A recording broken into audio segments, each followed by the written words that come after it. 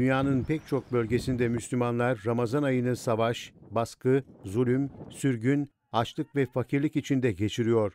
Müslümanlar için de Ramazan ayını en zor şartlarda yaşayan toplumlardan biri ise Doğu Türkistan'daki Müslüman Uygur Türkleri.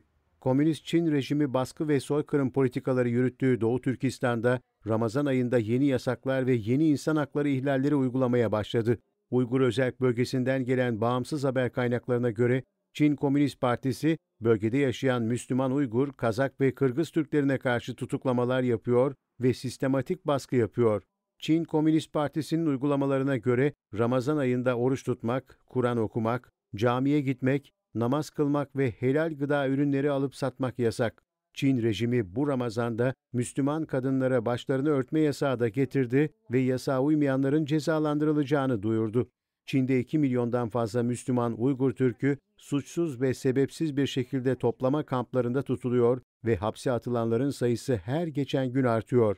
Aileleri parçalanan binlerce Uygur çocuğu ise ülkenin başka eyaletlerindeki Çinli ailelere veriliyor. Soykırım ve baskı politikaları altında yaşayan Müslüman Uygur Türkleri bu zor şartlarda Ramazan ayını yaşamaya çalışıyor.